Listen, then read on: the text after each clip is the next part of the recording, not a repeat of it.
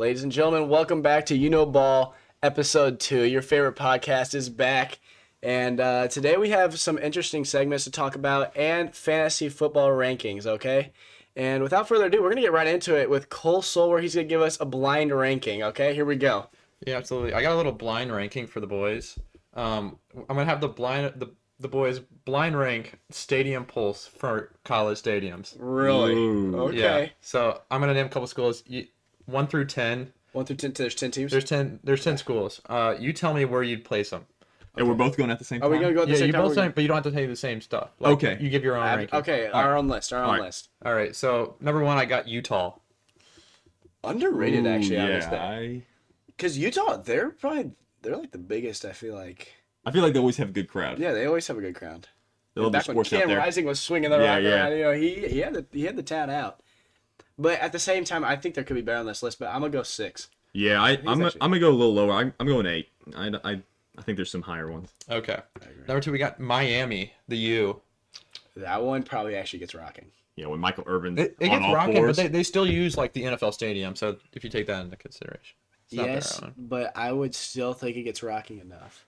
I'm gonna go 5. I'm gonna go the same 5 right Yeah, and there. they I feel like that's a good but they middle always ground. pack the house there. I mean, they're always good. They're always relevant. I feel like they're gonna be. You know what I'm saying? Yeah. And then we got Arizona State. Ooh. Okay, Arizona State back then. I don't know what their stadium. I actually just looked up. It was Big 12 stadiums, and their stadium was actually one of the better ones. But I'm not gonna lie, Big 12 stadiums are kind of poor. in my A little opinion, bit. actually. I mean, it depends on the stadium. And but- I think Utah's is actually one of the best in the Big 12. So after that, I'm gonna go with Arizona State at I'm gonna go 8. I'll go 6. Okay. Okay. Keep track where you place your teams here you because go. I don't remember really. Yeah. Number 4, we got USC.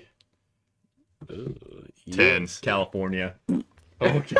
Okay. I thought they actually would be better. Most they- overrated. They have like a solid crowd that they I was always gonna get. say, I felt like they'd have a solid and crowd. I love their stadium though. I'm gonna go Coliseum. 4. I'm gonna go 4. Yeah, I'm gonna go number 4. So 6. Hold on, let me go through my list. At 6, I have Utah. Okay. Then at 5, I had Miami. Miami. Mm-hmm. 5, I had Miami. This is not working out well. This is Just type them and then say the number. Just type the school and say the yeah. number. Who else did we go through? We went through We got Arizona State. Arizona That was State. 7. Yeah. Yes, that's 7 for me. And then now we have USC. Yeah. And I'm gonna go number 4 there, which I'm running on 4, 5, 6, 7, all right through the middle. But I think I want to see some SEC schools in here. And I want to clarify, back in the day, USC was popping with Oh my Reggie God, Bush and whatnot, yes. and even as of late, like Caleb Williams, that was still pretty hype. But Absolutely, I feel like they're on the down right now. Mm-hmm. absolutely agree. We got a little bit of Iowa action. Iowa, okay. I mean, I love what they do with the tradition over there with Yeah. the wave. Yeah. That's cool. Now, I mean, dude, Iowa football, Big Ten, they probably have a solid stadium over there, don't they? Yeah, I mean, they house do. a lot. They do.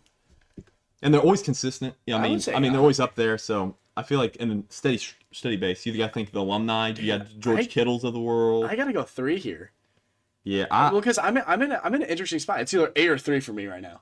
I'm gonna go 4. I got Okay. 4 What do you got, available. 3? Okay.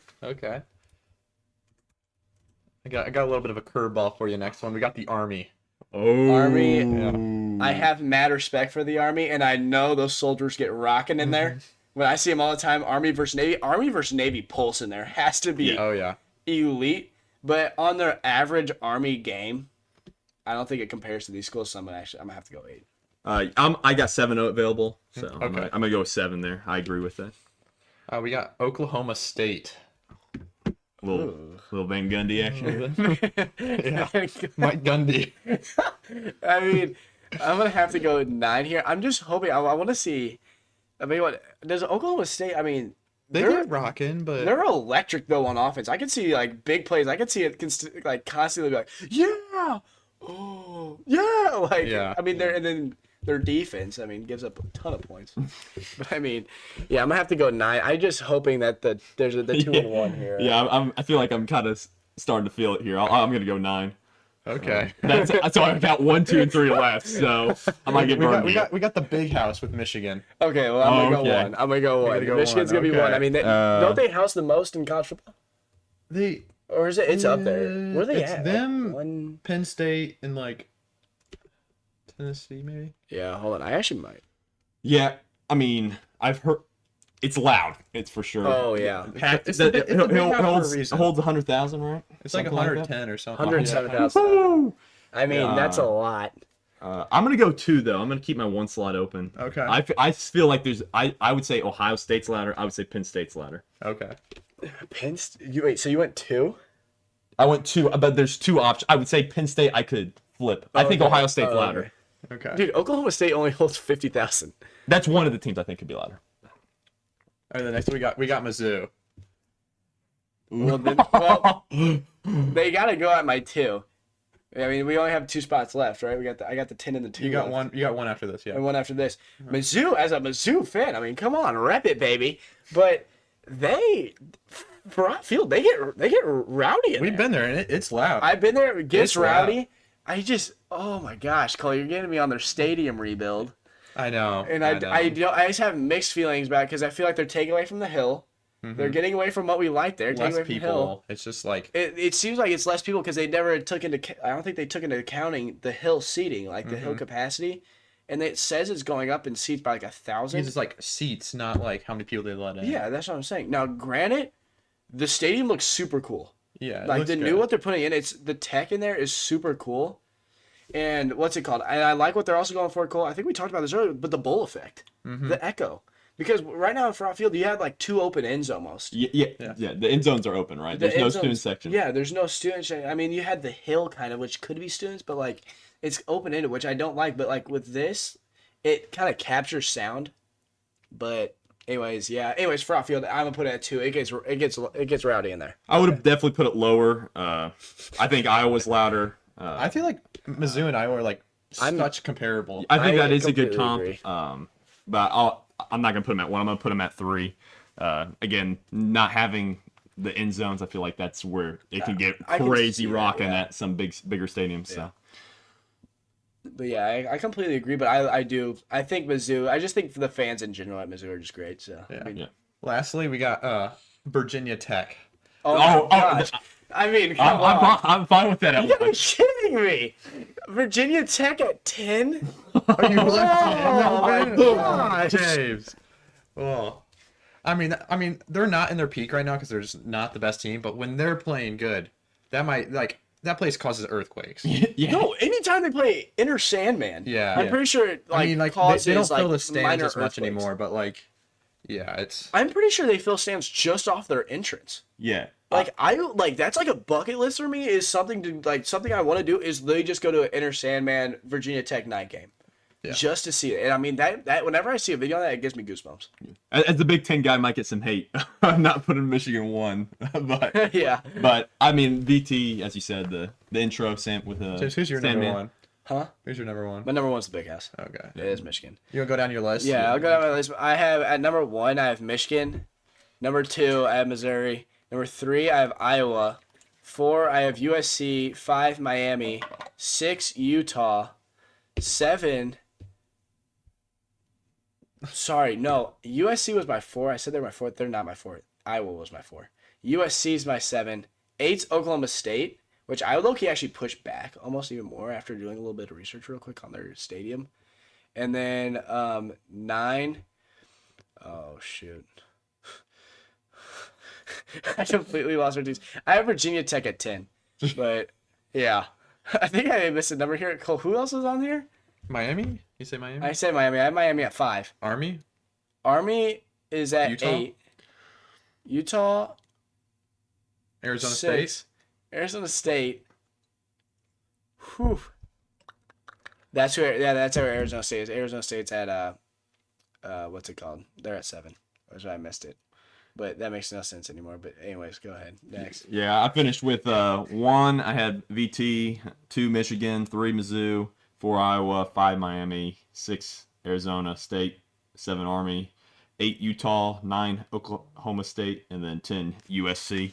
I'm okay with that list. I don't think it's a terrible Luke list. definitely had a better list. Terrible list. Yeah, my list really got screwed at the end with Virginia Tech coming in late. Didn't see that one coming. And that one, to be fair, I mean, honestly, I don't know what Virginia Tech's like after their entrance. Yeah. Well, all I know is they have people and they're loud. Yeah. The Hokies get loud. I've only seen their entrance and it's pumping, and usually you have somewhat of the same vibe. My favorite video, I forgot who they were playing, but it's like from like 10 years ago. Oh my gosh. It might have been Miami, but both teams were ranked. This was when Virginia Tech was good, and I think they were up by 3 and Miami was making a drive, or whoever was making a drive. And they had to call timeout, and during the team's timeout, they played Enter Sandman again in the fourth quarter, and the team physically could not comprehend. Yeah, I saw they couldn't go over their game plan. They had like Metallica themselves come to the game recently. Oh my gosh, Yeah. dude. Literally nuts. Yeah. Literally nuts. But yes. That's one of those places I feel like in this college football landscape, if they can get the transfer portal going, that could be a crazy place. Virginia Tech, yeah, they could be. And it's a nice campus. It's a great campus. Virginia tech school. itself, great state. Was there saying for the lovers, I think, over there? I mean, that's a great state. Yeah. Yeah. But I mean, them as a general, I think they're on the up. I also think Arizona State. I mean, obviously with their recent, They're heading in the right direction, but it's such a party school. it is. That's Yeah. like, yeah. Feels like it kind of tarnishes maybe the. Yeah, I agree. Like I saw the interview of Dillingham, and he was like, the person asked him if like it being a party school makes it so much harder to recruit for football. I completely understand. Because then he's like, it absolutely does, because you have to like find football guys Yeah. instead of guys that just want to like have fun in college. Oh, yeah. They get so much distractions there. Yeah, I agree.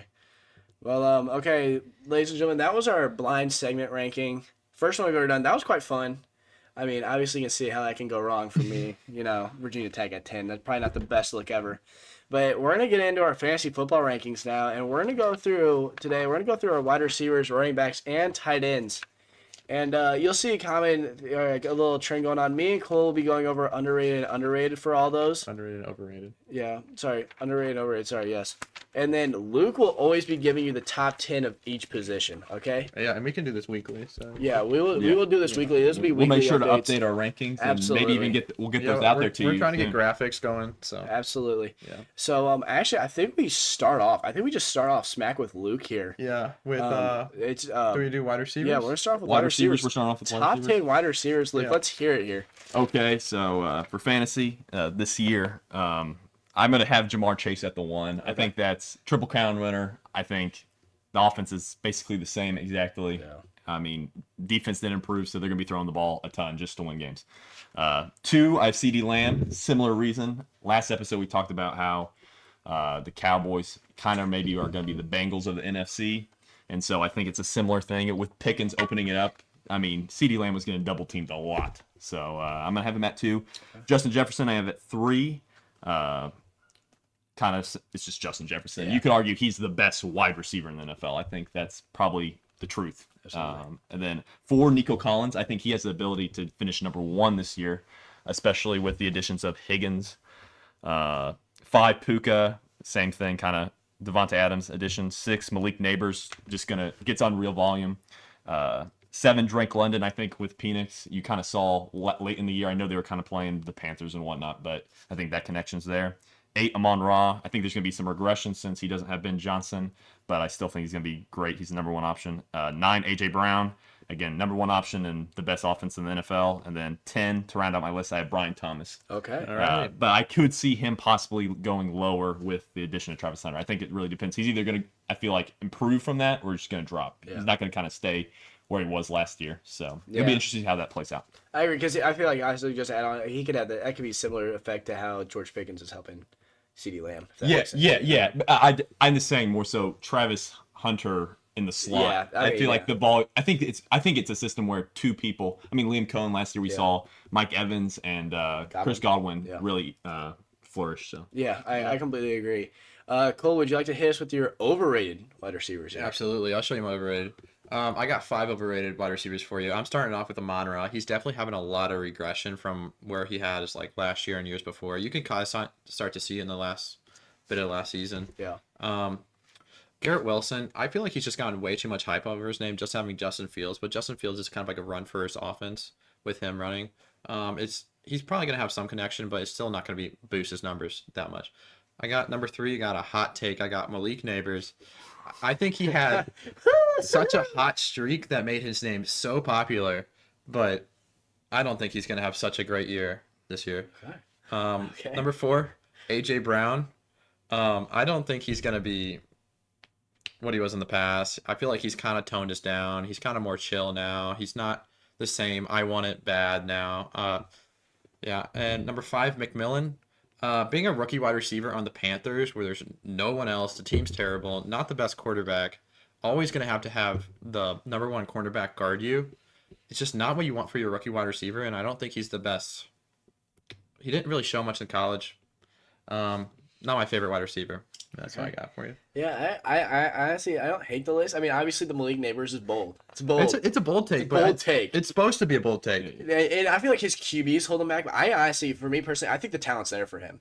Now, I like your AJ Brown take too, because I feel like that's why me when I tried to trade him off, I gave him threw him off to Jason. Yeah, threw him off to Jason. I mean, for me, it just didn't make sense. He's in a good wide receiver core over at Philly. That obviously is going to share targets. He's with a running QB plus a run-first offense. I mean, and they're a good team, so they're going to be winning games. I mean, they won the Super Bowl last year. You know what I'm saying? Yeah, I think he's just lacking your consistency there. Yeah. You know, his big weeks are going to be big weeks, but on his average weeks are not going to be that great. Yeah, I completely agree. Okay, well now I'm going to go my underrated wide receivers, and I'm going to start this one off. I mean, these are guys I think could be possible. I mean, these are like late round picks you probably got in fantasy, maybe not late, but like almost around 5 and up. That I think guys that have like honestly good solid flex to almost wide receiver 2, I dare say potential here. Starting off with Josh Downs, and I like this one because of the quarterback play and switching from Anthony Richardson to Indiana Jones over here.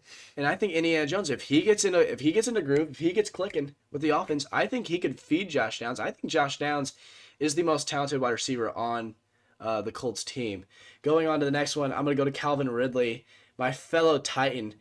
I mean, he's a dog, but the thing is, he also never had quarterback play, but now that we drafted Cam Ward, we saw it in preseason. This man shoves the ball down his throat. I mean, just force feeds him. I think he came out, his first 3 passes ever were to like Calvin Ridley for 50 yards, and I can see that a lot this year. I'm going to go to Jerry Jeudy next. I think the Browns are going to, I mean, I don't think they're going to have one, like, quarterback overall, but I think they're going to be looking for the quarterback, so I think their quarterbacks are going to be looking to play. And I think they could be throwing the ball to Jerry Jeudy a lot. I think he's the best on their team. Going to the next one, the rookie, Matthew Golden, over at Green Bay. I think he's the most talented wide receiver at Green Bay, and I think he's going to be the one to get it done over there. I think he'll be Jordan Love's favorite target. I like him over there. And then rounding it off with Cortland Sutton, I feel like a lot of people forgot about him. I think he's just the number 1 target for Bo Nix. Now, you added Evan Ingram in there, but I think Cortland Sutton's just good enough to get all this, pretty much the targets. But yeah, that's my underrated wide receivers. If you can, go trade for some of those guys in your league, but I think they are the guys that you need to have. Moving on to running backs, guys. I think we can just go right back to Luke here with his top 10. All right, so I've got some guys I feel like maybe are higher than most consensus list. Not that I have insider information or anything, but just I feel like some stats and whatnot out there. Absolutely. But number 1, I think it's clear. Bijan Robinson, he has one of the most favorable schedules this year. I think he's going to dominate. I think he's I'm going to predict that he's the number 1 overall fantasy scoring player this year. Okay. Gibbs, I think he's going to get more of a target share, not target share, but carries this year with Montgomery's injury and whatnot. Offensive core gone. Saquon Barkley's going to do Saquon Barkley things. Always top guy. Now this is where get a little hot take. Okay, here we go. I'm gonna have Jonathan Taylor. Okay. And the reason why I'm gonna say this is Colts Nation, baby. Indiana Jones. And I want to clarify. Jonathan Taylor's most of his points came at the end of last year. It was kind of skewed what he did. He performed in the playoffs, won a lot of people their championships, but I'm gonna have him at 4 because Saquon's proven he's going to get so many touches with Indiana Jones, and Indiana Jones is going to throw the ball to him more. AR is not going to be stealing red zones as much. I mean, Indiana Jones can put in the red zone himself, but anytime at will. But Absolutely. Moving on, CMC, as long as he can stay healthy, he honestly can almost be number one. Absolutely. Every time he's healthy. Ashton Genty, I have 6, just with the O-line and whatnot. But I still think he's a great running back. 7, Derrick Henry. I'm not seeing that regression. I don't think it's happening this year. He's made out of steel. At 8, O'Marion Hampton. I think Hampton, he just got named the RB1. And then 9, Devin Achane. Once he gets back healthy, he's a PPR freak. And then 10, Chase Brown, a Illini legend. Bengals offense is electric. So Okay. to wrap up that. Solid list. I like the list, honestly. I think it's some I hot think it's takes in solid there, list. but it's not bad a list. Not bad. A Yeah, list. I think it's overall. I think I'd like to see how they perform this week. Yeah. Okay. Go ahead, Cole.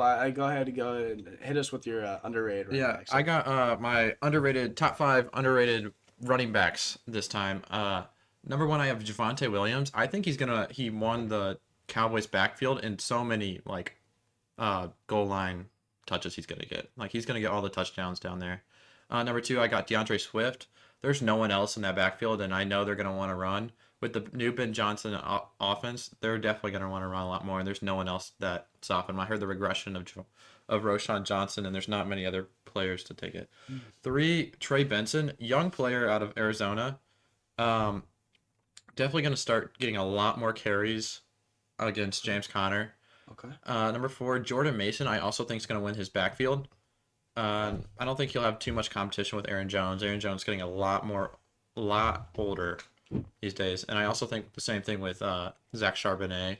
Not that Kenneth Walker's getting older, but I think he's getting more fragile. Zach Charbonnet has shown so many glimpses of glory in his days. Yeah, he looks pretty solid when he runs. Yeah, I saw what's it called? Did Aaron Jones get named? I saw they named him overall captain. I didn't see anything I didn't about see that yet. yet. I don't know if that was true or false. I don't know. I just saw something and I was just like, okay, Aaron Jones. It'll be interesting to see how he does with his age and how they take in the addition of Jordan Mason. That will be interesting. And I really like the Trey Benson pick. You're hearing from the coaching staff that they truly believe they have 2 RB1s. So Yeah. and James Conner's 30, so I think this is great to keep him healthy, keep him productive. Where did he come from college? Florida State. Florida. Was it Yeah. Florida State? Yeah. And a 2nd-round pick, right? Yeah. Yeah. I mean, that's a high pick. I mean, looking at other second-round picks this year, you're looking at Travion Harrison, Quinshon Judkins. I mean, guys that really performed in college. You're like, okay. I mean, if he lives up to it. Okay, well, I'm going to go my overrated running backs now. And these are guys that I would kind of fade in your leagues. Trade them away if you have them, honestly. I don't like them, and there's reasons for them. I'm going to start off with Kyron Williams. And, guys, this man last year, he was a dog last year, but if you watch the score, it's an unkeepable stat line for this year. The touchdown regression is going to be there. He averaged almost, I felt like he scored at least a touchdown every game, which obviously already gave him 6 points. And then some games it was 2 touchdowns. His yards per carry weren't really there, and his efficiency wasn't there. But he always got a touchdown in most of his games, which really gave us points there. But I just don't think he'll be able to keep that up all throughout this year, which honestly is going to make him fall. Moving on to Bucky Irving, I just don't think he's that good. I don't know where the hype randomly came around him. I just feel like overnight he just became a 2nd-round pick. I still think Rashad White's going to be there and take carries away from him and still give him work. Moving on to James Cook, very similar, exact same reason to Kyron Williams. This man got if you go look at previous years until last year, he didn't even come close to the amount of touchdowns he had last year. And I think he'll regress in that aspect again, similar to Kyron Williams. And I think he's going to go down. Derrick Henry, I know Derrick Henry was on his top 10. Derrick Henry he's an old man.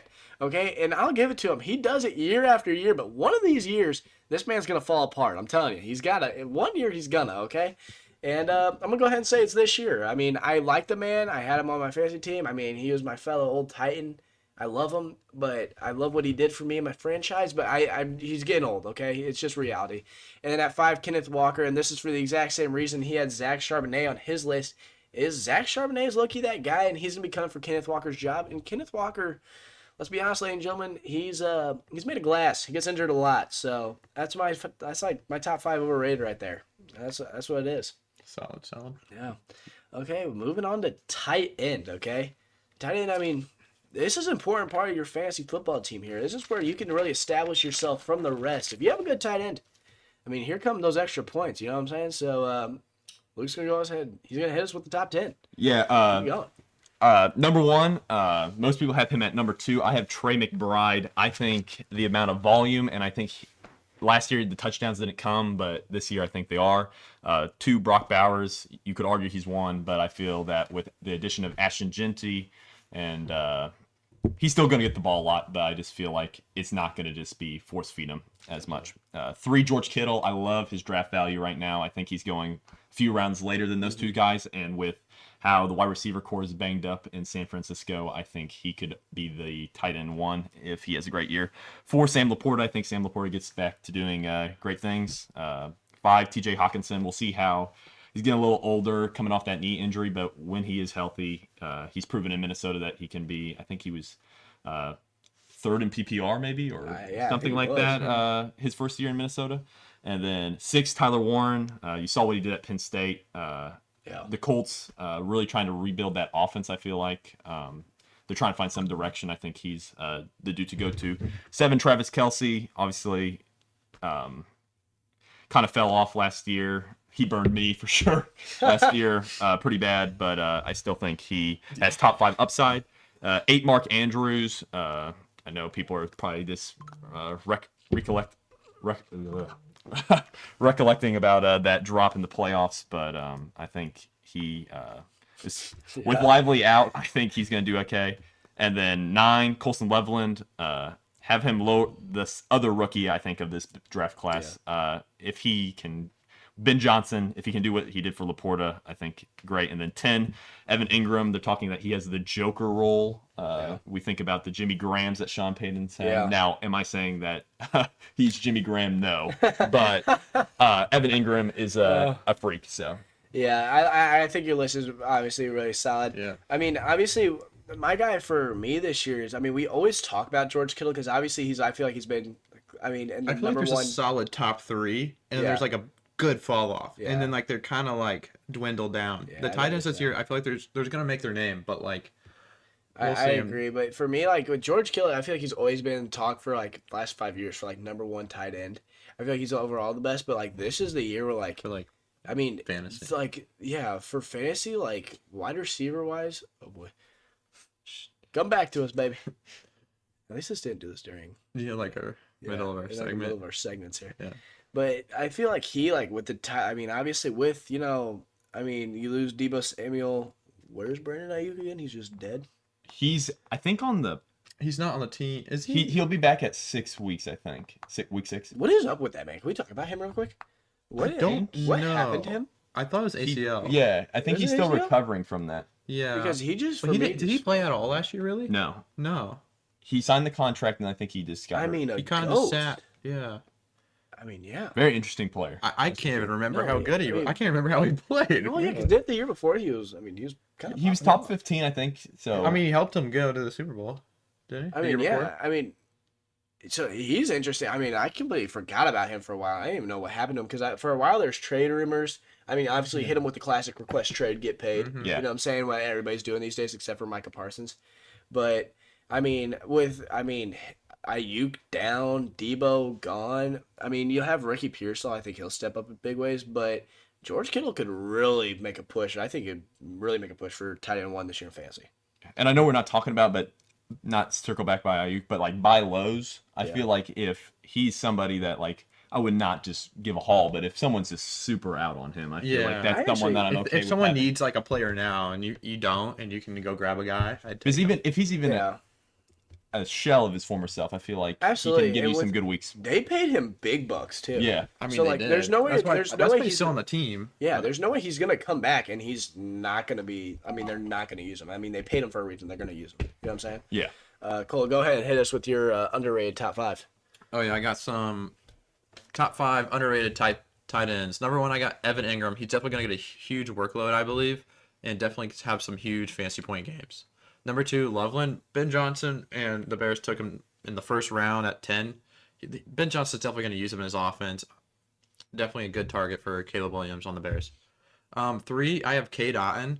A lot of people kind of forgot about him, but Baker loves to swing the rock, and they've got a lot of wide receiver changes this year, I feel like. And Cade Otton's always a safe choice for him. I feel like he's gonna be more consistent this year. 4, Freiermuth, I feel like he's always kind of middle of the pack, but I think he's gonna have a breakout year. He'll be solid. And 5 is the guy, Kyle Pitts. He's going off. This is his year. Kyle Pitts, It's baby. Kyle Pitts. If it's ever gonna be anywhere, it's gonna be this year. Yep. I mean, obviously, he debatably could. I mean, some would say. Someone's saying tight end 1, but I mean come not on. me, but some people. There's a case. That guy, for what his talent was coming out of college, I think he still does have that talent. I think Arthur Smith was a problem there. Arthur Smith. Like when you want to give the ball to Johnny Smith, who's a great player in his own right, Yeah, over Kyle Pitts, a generational talent. But yeah, if you past the 101, go ahead and take him. Yeah, absolutely. Yeah, absolutely. If someone's passed him on the 101, that's the guy. Whew. Anyways, I'll go to my overrated guys. Starting off with Cole Kmet. He wasn't half bad last year. No. He wasn't bad, but you added so much. You added so many more targets this year. You added what was it? Wasn't that the 9th pick this year, Cole? 10. The 10th pick when you take Colston Loveland.